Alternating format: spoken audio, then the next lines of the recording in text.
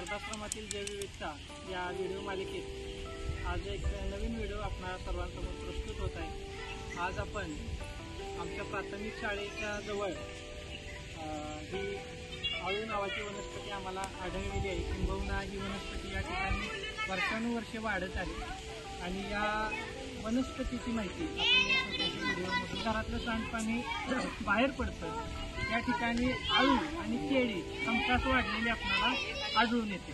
आता याचं प्राचीन काळापासून किंबहुना पाठीमागच्या काळामध्ये याचा कसा उपयोग केला जातो तर ते मी थोडक्यात सांगतो तुम्हाला की ज्या वेळेला आपल्या घरामध्ये अचानक पाहुणे येतात त्यावेळेला घरातील स्त्रिया नॉर्मली ही सहज पाणी काढू शकतात आणि त्याची भाजी त्यांना देऊ शकतात, वाढू शकतात। आणि ही जी भाजी आहे किंवा हे जे जेवण आहे ते पूर्वीच्या काळामध्ये नॉर्मली पानावरती केळीच्या पानावरती वाढलं जायचं आणि ही केळीची पानं तिथूनच काढायची आणि त्या पानावरती त्या ठिकाणी जेवण वाढलं जायचं आणि त्याच्यानंतर हे जेवण झाल्यानंतर जे पान केळीचं शिल्लक राहील ते जनावर असतातच आपल्या खेडेगावामध्ये, प्रत्येकाच्या घरामध्ये गायी असतात, म्हशी असतात, त्यांना ते केळीचं पान दिलं जातं। म्हणजे पुनर्वापर किंवा पुनर्चक्रीकरण किंवा त्याचं रियूज आपण कशा पद्धतीने केलं आणि त्या काळापासूनच आपण पर्यावरणपूरक कसं आहे ते आपल्याला या छोट्याशा उदाहरणावरून लक्षात येत आहे। तर या मुलांच्या माध्यमातून आपण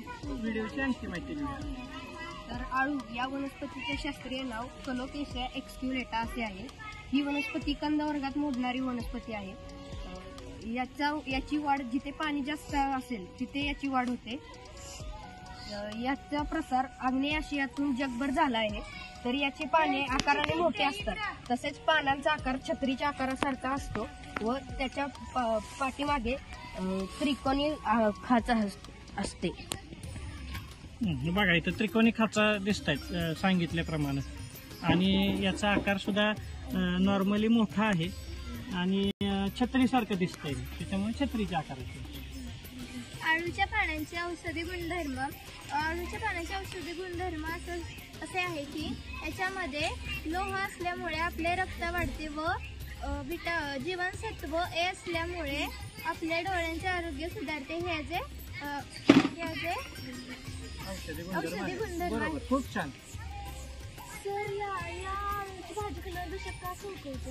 हा, अतिशय छान प्रश्न बघा विचारलेला आहे की नॉर्मली काय होतं, आळूची भाजी ज्या वेळेला आपण खातो त्यावेळेला आपल्या घशामध्ये टोचल्यासारखं होतं। तर हे का टोचतं तर याच्या पाठीमागे शास्त्रीय कारण आहे। कारण ह्या जी आळूची पानं आहेत या पानांमध्ये कॅल्शियम ऑक्झॅलेट नावाचे स्फटिक असतात। आता या स्फटिकांचा आकार नॉर्मली त्रिकोणी, षटकोनी, चौकोनी म्हणजे त्याला टोकं असतात आणि ज्या वेळेला त्याचा घशाशी आपला संपर्क येतो त्यावेळेला ते आपल्याला टोचल्यासारखे जाणवतात, म्हणून आपल्याला आपला घसा त्या ठिकाणी खवखवतो। बरोबर। तर आळूच्या पानाचे अजून काय? हां, आता नॉर्मली ह्या आळूची आपण भाजी करतो मागाशी मी सांगितल्याप्रमाणे, त्याच पद्धतीनं आळूच्या वड्या सगळीकडे प्रसिद्ध आहे आणि ते सांडपाण्यावरती जिथं निचरा होतो त्या ठिकाणी वाढलेली वनस्पती आहे। म्हणजे याला स्पेशली पाणी वगैरे आपल्याला द्यावं लागत नाही, त्यामुळे खूप सुंदर अशी या वनस्पतीची वाढ होऊ शकते। 12माही वनस्पती आहे, 12 महिने वाढते कारण कंदातून याचं उत्पत्ती झालेली आहे। तर अशी बहुगुणी वनस्पती आहे। आपणही आपल्या घराच्या आसपास जाऊन त्या ठिकाणी आपली दैनंदिन भाजीची गरज भागवू शकतो। धन्यवाद।